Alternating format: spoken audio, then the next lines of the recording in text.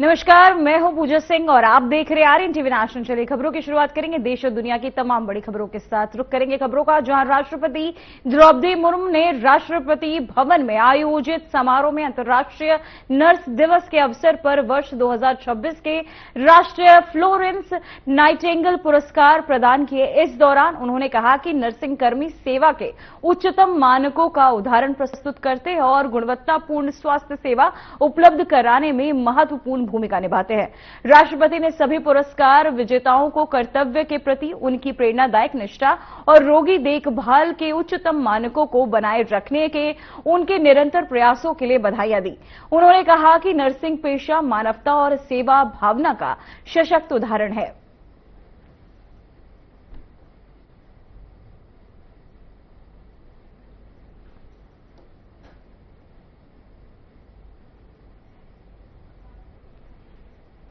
तो वहीं असम में एनडीए की बड़ी जीत के बाद हिमंता बिश्व शर्मा ने दूसरी बार मुख्यमंत्री पद की शपथ ली। सीएम के अलावा 4 मंत्रियों ने भी शपथ ली। इनमें से 2 बीजेपी के, 1 एजीपी और 1 बोडो पीपुल्स फ्रंट के विधायक हैं। साथ ही बीजेपी की तरफ से अजंता नियोग और रामेश्वर तेली मंत्री बने। असम गण परिषद के अतुल बोरा और बोडोलैंड पीपुल्स फ्रंट के चरण बोडो भी कैबिनेट मंत्री हैं। ये राज्य में बीजेपी के बढ़ते प्रभाव और मजबूत है। 2016 से बीजेपी असम संगठन मजबूत किया है। 2021 के बाद हिमंता के नेतृत्व में सरकार ने तेज परिणाम आधारित कामकाज किया, जिसे मॉडल कहा जाता है। क्या है मॉडल, क्या स्ट्रेटेजी जो रंग, तो आपको ग्राफ के जरिए दिखाएंगे। को बता दें, को तस्वीरें हम दिखाते हैं। एजीपी नेता अतुल बोरा ने इस दौरान शपथ ली। तस्वीरों में आप साफ देख सकते हैं, जहां बीजेपी नेता अजंता नियोग ने भी इस दौरान शपथ ली। इन तस्वीरों में हम आपको लगातार दिखा रहे हैं, जहां आपको बता दें हिमंता बिश्व शर्मा ने सीएम पद की शपथ ली, उनके साथ और अन्य मंत्रियों ने शपथ ली, जिनकी तस्वीरें आप टीवी स्क्रीन पर देख सकते हैं। बीजेपी नेता रामेश्वर तेली ने भी ली शपथ। बीपीएफ नेता चरण बोरा ने भी शपथ ली। इन तस्वीरों में आप शपथ ग्रहण समारोह की तस्वीरें आपकी टीवी स्क्रीन पर जो हम आपको दिखा रहे हैं। सीएम हिमंता बिश्व शर्मा ने भी सीएम पद की शपथ ली। वहीं ग्राफिक्स के जरिए हम आपको दिखा रहे हैं सीएम हिमंता कौन है। हिमंता बिश्व शर्मा का जन्म 1969 में हुआ। असम के जोरहाट जिले में जन्मे हिमंता बिश्व शर्मा। प्रारंभिक शिक्षा असम में पूरी की उन्होंने। साथ ही गुवाहाटी विश्वविद्यालय से उच्च शिक्षा भी प्राप्त की है। छात्र जीवन से राजनीति में सक्रिय हुए हिमंता और साथ ही शुरुआती भारतीय राष्ट्रीय कांग्रेस से राजनीतिक करियर की उन्होंने शुरुआत की। कांग्रेस में युवा प्रभावशाली नेता भी बने और शिक्षा, स्वास्थ्य, वित्त विभागों की जिम्मेदारी भी संभाली। प्रशासनिक अनुभव और राजनीतिक पकड़ मजबूत की। 2015 में कांग्रेस छोड़ी और बीजेपी में वो शामिल हुए। बीजेपी पूर्वोत्तर संगठन को मजबूत करने में उनकी अहम भूमिका भी रही है। साथ ही पूर्वोत्तर भारत में मजबूत नेता भी माने जाते हैं हिमंता। वही मोदी और केंद्र नेतृत्व में के करीबी बने और साथ ही 2021 में असम के मुख्यमंत्री बने हिमंता बिश्व शर्मा।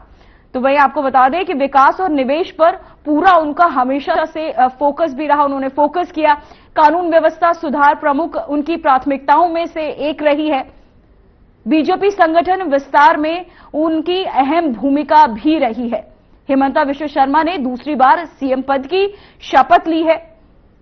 लगातार दूसरी बार असम के मुख्यमंत्री बने हैं शर्मा और साथ ही एंटी इनकम्बेंसी को प्रो इनकम्बेंसी में बदलने का मुद्दा, जहां सरकार ने सीधे लाभ देने वाली योजनाएं शुरू की।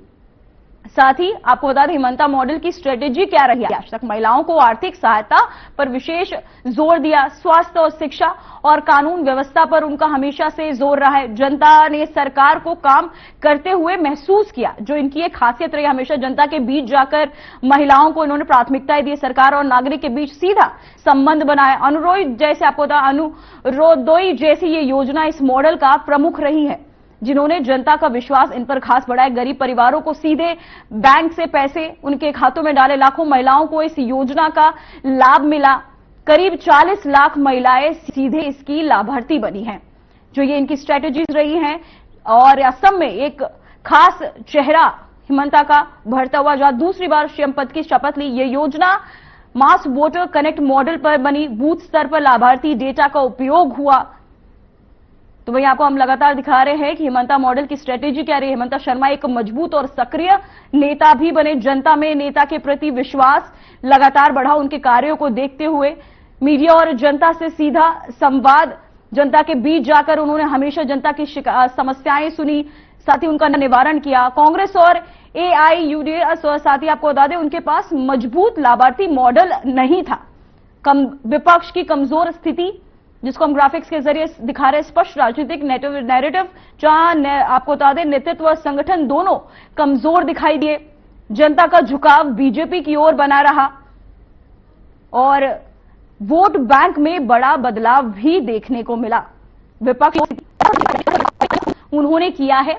अवैध प्रवासन मुद्दे पर सख्त रुख अपनाया गया उनकी सरकार के तहत, जहां केंद्र सरकार की योजना, जहां 2016 से बीजेपी ने धीरे धीरे संगठन मजबूत किया। स्थानीय मुद्दों को समझकर जड़ें गहरी करने में अहम भूमिका निभाई। वहीं 2021 के बाद नेतृत्व में बड़ा बदलाव भी होता हुआ नजर आए। हिमंता बिश्व शर्मा मुख्यमंत्री बनने के बाद बदलाव आया, जहां आपको बता दें रणनीति अधिक आक्रामक और हुई। यहीं से आपको बता दें हिमंता मॉडल की शुरुआत भी मानी जा रही है।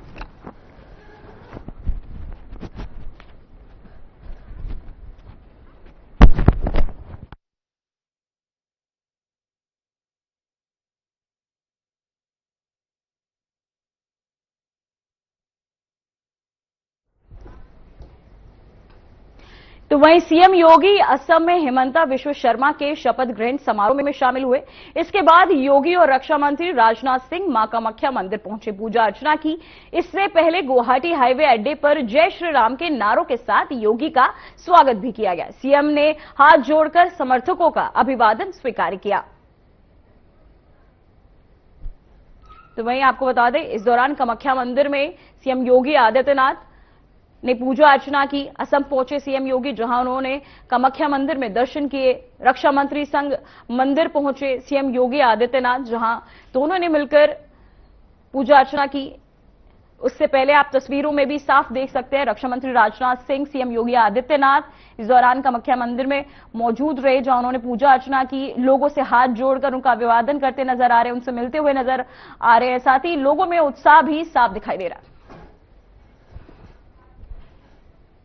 तो वहीं दिल्ली में आयोजित सीआईआई वार्षिक व्यापार शिखर सम्मेलन 2026 में केंद्रीय पेट्रोलियम एवं प्राकृतिक गैस मंत्री हरदीप सिंह पुरी ने भारत के ऊर्जा क्षेत्र की उपलब्धियों और चुनौतियों पर विस्तार से बात की। इस दौरान उन्होंने कहा कि पिछले 75 दिन चुनौतीपूर्ण जरूर रहे, लेकिन भारत ने हर चुनौती को अवसर में बदलने का काम किया है। हरदीप सिंह पुरी ने कहा कि देश में उत्साह और आत्मविश्वास की कोई कमी नहीं रही। उन्होंने जोर देकर कहा कि भारत सिर्फ ऊर्जा आयात करने वाला देश नहीं है, बल्कि दुनिया के ऊर्जा बाजार में एक मजबूत और प्रभावशाली भूमिका भी निभा रहा है।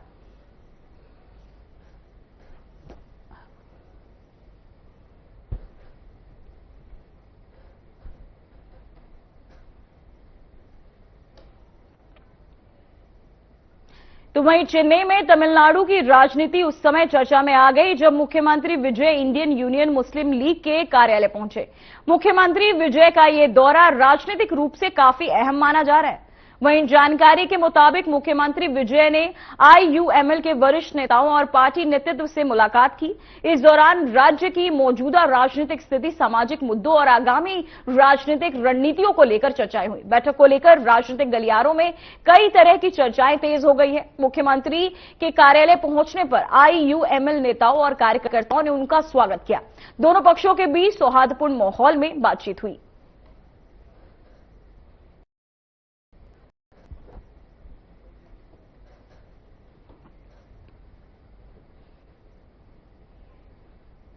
तो वही पंजाब के मुख्यमंत्री भगवंत मान ने पंजाब स्कूल शिक्षा बोर्ड की कक्षा 10वीं के 2026 के टॉपर्स से मुलाकात की। इस अवसर पर मुख्यमंत्री मेधावी छात्रों को उनकी शानदार उपलब्धि के लिए बधाइयां दी और उनके उज्जवल भविष्य की कामनाएं भी की। मुख्यमंत्री आवास पर हुई इस मुलाकात के दौरान टॉपर्स ने अपने अनुभव साझा किए और अपनी सफलता का श्रेय अपने शिक्षकों और माता पिता को दिया। भगवंत मान ने छात्रों से बातचीत करते हुए कहा कि मेहनत और अनुशासन ही सफलता की असली कुंजी है।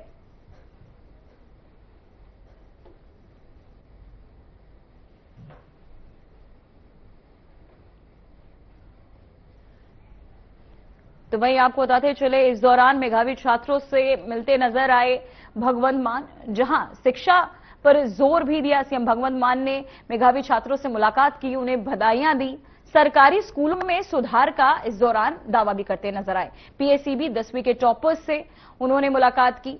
भगवंत मान ने छात्रों से बातचीत करते हुए कहा कि मेहनत और अनुशासन ही सफलता की असली कुंजी है। जहां सफलता का श्रेय बच्चों ने अपने माता पिता और शिक्षकों को दिया। वहीं आवास पर आपको बता दें, भगवंत मान के आवास पर, मुख्यमंत्री आवास पर, यह खास मुलाकात टॉपर्स के साथ भगवंत मान की हुई, जहां इस दौरान बच्चों से और उनके आपको बता दें सभी शिक्षकों के साथ भी मुलाकात करते नजर आए और उन्हें बधाइयां दी। पीएसईबी 10वीं के टॉपर्स से मुख्यमंत्री आवास पर भगवंत मान की एक खास मुलाकात, जहां तस्वीरों में भी आप देख सकते हैं बच्चों को बधाइयां ट्रॉफी देते नजर आ रहे हैं भगवंत मान। साथ ही सरकारी स्कूलों में सुधार का दावा भी इस दौरान उन्होंने किया।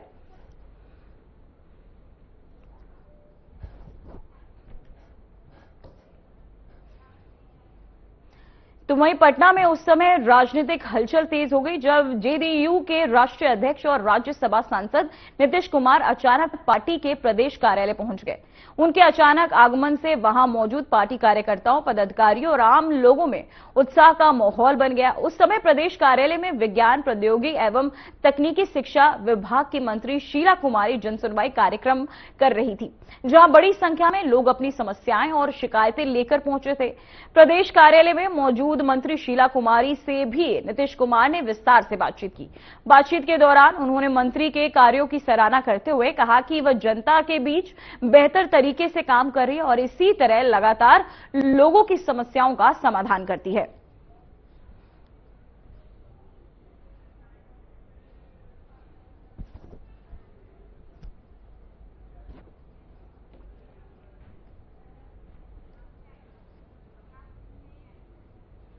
तो वहीं देश की सबसे बड़ी मेडिकल प्रवेश परीक्षा नीट यूजी 2026 को लेकर बड़ा फैसला लिया गया है।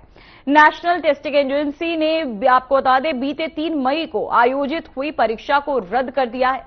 केंद्र सरकार की मंजूरी के बाद यह फैसला पेपर लीक और परीक्षा प्रक्रिया में गड़बड़ियों के आरोपों के बीच लिया गया। अब परीक्षा दोबारा आयोजित की जाएगी, जिसकी नई तारीख जल्द घोषित की जाएगी। 25 लाख से ज्यादा छात्रों को अब फिर से परीक्षा देनी होगी। इस फैसले के बाद छात्रों और अभिभावकों के बीच चिंता और नाराजगी दोनों देखने को मिल रही है। चलिए आपको ग्राफिक्स के जरिए भी समझाते हैं क्या है ये पूरा मामला। नीट पर लगा विराम, पेपर भेजने वाला चूर का लड़का, साथ ही केरल में एमबीबीएस कर रहा था। वही आपको बता दें कि 3 मई को हुई थी नीट की परीक्षा, जहां नीट पर लगा ये विराम, जहां दोबारा कराई जाएगी नीट की परीक्षा, जिससे लेकर अभिभावकों में गुस्सा भी है, नाराजगी भी है। पेपर लीक के बाद नीट 2026 की परीक्षा जो है वो रद्द कर दी गई। सीबीआई करेगी अब इसकी जांच। साथ ही एनएसयूआई का जोरदार प्रदर्शन भी देखने को मिला। 2 दिन पहले छात्रों के पास ये सवाल पहुंचे थे, जिसकी खबर सामने आई, जहां 2 दिन पहले ही 5-5 लाख में बिके गैस के पेपर। आपको बता दें एक रात पहले 30-30 हजार में ये पेपर बिके। बहुत लोगों में आपको बता दें बहुत लोगों तक ये पहुंचा गैस पेपर, जहां केरल से सीकर आया था सैंपल पेपर और पेपर भेजने वाला चूर का लड़का था। जहां ये खबरें सामने आ रही हैं, केरल में एमबीबीएस कर रहा था लड़का। नीट पर लगा विराम, जिसे लेकर हम ग्राफिक्स के जरिए आपको समझाने की कोशिश कर रहे हैं। जहां 3 मई को हुई थी नीट की परीक्षा, जहां ये पूरा मामला आपको बता रहे हैं हम, दोबारा कराई जाएगी नीट की परीक्षा। पेपर लीक के बाद नीट 2026 परीक्षा रद्द कर दी गई, जिसकी जांच भी सीबीआई करेगी। एनएसयूआई का जोरदार प्रदर्शन भी जिसे लेकर देखने को मिल रहा है। 2 दिन पहले छात्रों के पास सवाल पहुंचे जिसे लेकर यह मामला यहां तक पहुंचा और 2 दिन पहले 5-5 लाख में बिके गैस के पेपर। एक रात पहले 30-30 हजार में बिके पेपर। बहुत लोगों तक पहुंचा गैस पेपर। तो वहीं राष्ट्रीय प्रशिक्षण एजेंसी ने 3 मई को आयोजित नीट 2026 परीक्षा को लेकर पेपर लीक के आरोपों के बीच रद्द कर दिया। सरकार ने सीबीआई को अनियमितताओं की व्यापक जांच करने का निर्देश दिया। परीक्षा अब अलग से अधिसूचित तरीकों पर फिर से आयोजित की जाएगी। वहीं नीट पेपर लीक और परीक्षा रद्द करने के फैसले पर विपक्ष सरकार अब हमलावर है। आम आदमी पार्टी संयोजक अरविंद केजरीवाल ने इसे सरकार की नाकामी बताया है। परीक्षा पेपर लीक के आरोपों के बीच रद्द किए जाने पर आप के राष्ट्रीय संयोजक अरविंद केजरीवाल ने कहा, यह पहली बार नहीं है जब नीट परीक्षा का पेपर लीक हुआ है। साथ ही उन्होंने क्या कुछ कहा, सुनिए जरा।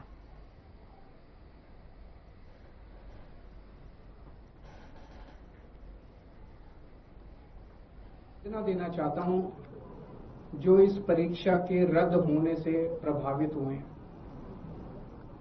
मैंने भी अपनी जिंदगी में आईआईटी का पेपर दिया था पहले, फिर सिविल सर्विसेज का पेपर दिया था। मैं जानता हूं कि किस तरह से कठोर तपस्या करनी पड़ती है। हमारा एक छोटा सा घर होता था वहां पे हिसार में, ऊपर एक छोटा सा कमरा बनवा लिया था। 24 घंटे उस कमरे में बैठा मैं तैयारी करता रहता। फॉर्चुनेटली उन दिनों में पेपर लीक नहीं हुआ करते थे। इतना गरीब परिवार होते हैं, वो गरीब परिवार, कोचिंग इतनी महंगी है। कोचिंग करने के लिए कई लोग दिल्ली आके रुकते हैं, दिल्ली में किराए की जगह लेते हैं बच्चे। अपने माँ बाप, कई लोगों के माँ बाप अपनी सोना गिरवी रख देते हैं, जमीन बेच देते हैं बच्चे को कोचिंग कराने के लिए। और उसके बाद अगर पेपर लीक हो जाए तो उससे बड़ा मैं समझता हूं कि धोखा किसी के साथ नहीं हो सकता। और ये नीट का पेपर पहली बार लीक नहीं हुआ। मेरे ख्याल से एक बार 17 में हुआ था, एक बार 21 में हुआ था, फिर एक बार 24 पेपर लीक हो चुका है। और मैं उन सब बच्चों को बोलना चाहता हूं कि सड़कों के ऊपर उतरना पड़ेगा। ये सरकार केवल और केवल जन आंदोलन की भाषा समझती है और केजरीवाल आप लोगों के साथ है। बेहद आर्थिक संकट से गुजर रहा है और इस वजह से उन्होंने देश के एक लोगों को अपील की है ये 7 स्टेप उठाने के लिए, 7 कदम उठाने के लिए। एक तो ये कि वर्क फ्रॉम होम करो, सोना खरीदना बंद करो, कम से कम सोना खरीदो। तीसरा, तेलंगाना में एआईएमआईएम अध्यक्ष असदुद्दीन ओवैसी ने 3 अलग अलग मुद्दों पर केंद्र और राज्य सरकारों को घेरते हुए तीखा राजनीतिक हमला बोला है। उन्होंने नीट यूजी 2026 परीक्षा रद्द होने, भारत की आर्थिक नीतियों और पश्चिम बंगाल की प्रशासनिक नियुक्तियों को लेकर गंभीर सवाल उठाए। पेपर लीक के आरोपों के चलते नीट यूजी 2026 परीक्षा रद्द किए जाने पर ओवैसी ने केंद्र सरकार को घेरा। वहीं प्रधानमंत्री की कम सोना खरीदने की अपील पर ओवैसी ने सरकार की आर्थिक नीति पर भी सवाल उठाए। उन्होंने कहा कि देश के पास पर्याप्त विदेशी मुद्रा भंडार और सोने के संसाधन होने के बावजूद जनता को कठिनाइयों का सामना क्यों करना पड़ रहा है। साथ ही उन्होंने क्या कहा, सुनिए जरा। नहीं, ये सवाल का जवाब तो बीजेपी को और बंगाल के बीजेपी के मुख्यमंत्री को बताना पड़ेगा। बड़ा ही ताज्जुब की बात है कि जो कल तक एसआईआर के इंचार्ज थे आज वो स्टेट गवर्नमेंट में आ गए। तो ये सवाल का, आपका सवाल वाजिबी है। नहीं, ये सवाल का जवाब तो बीजेपी को और बंगाल के बीजेपी के मुख्यमंत्री को बताना पड़ेगा। बड़ा ही ताज्जुब की बात है कि जो कल तक एसआईआर के इंचार्ज थे आज वो स्टेट गवर्नमेंट में आ गए। तो इस सवाल का, आपका सवाल वाजिबी है, इसका जवाब तो बीजेपी को देना चाहिए। सर, नीट का पेपर क्या हुआ? वो कानून बनाया आपने पार्लियामेंट में, सजा दे देंगे, फुला कर देंगे, ऐसा कर देंगे। पेपर कैसा लीक हो गया भाई? और कहां गया प्रधानमंत्री का वो मन की बात? बच्चों को बोल रहे थे कि टेंशन मत लो। अब वो बच्चों को क्या जवाब देंगे प्रधानमंत्री? मन की बात में तो आपने कह दिया बच्चों को कि टेंशन मत लो। अब वो जो बच्चे पिछले 2 साल से तो वहीं पश्चिम बंगाल से एक बड़ी राजनीतिक और कानूनी कार्यवाही सामने आई है। राज्य के पूर्व मंत्री सुजीत बोस और प्रवर्तन निदेशालय ने कथित नगर पालिका भर्ती घोटाले के मामले में देर रात गिरफ्तार कर लिया।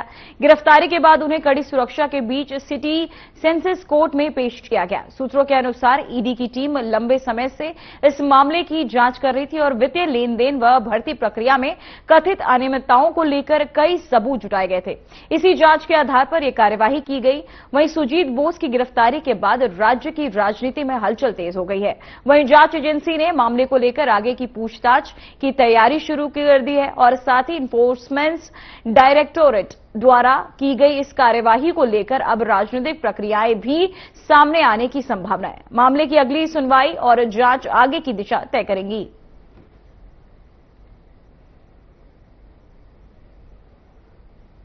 तो वहीं कोलकाता में ईडी की अहम कार्यवाही देखने को मिली, जहां भर्ती घोटाले में ये बड़ी गिरफ्तारियां हुई है। नगर पालिका भर्ती घोटाले का ये पूरा मामला, जहां सुजात बोस की गिरफ्तारी भी हुई है।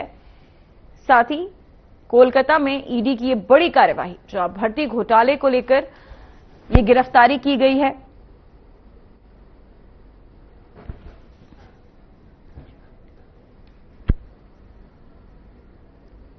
तो वहीं आपको बता दें, इस कार्यवाही को लेकर अब राजनीतिक प्रतिक्रियाएं भी सामने आने की संभावना जताई जा रही है।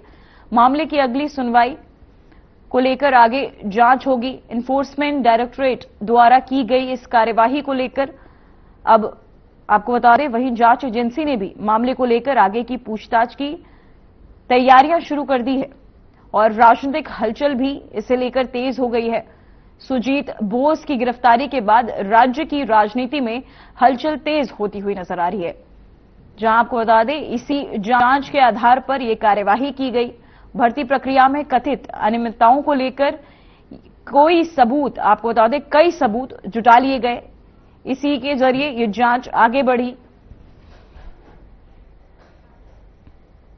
फिलहाल देश और दुनिया की तमाम बड़ी खबरों में इतना ही। बने रहिए आर्यन टीवी नेशनल के साथ। मुझे दीजिए इजाजत। नमस्कार।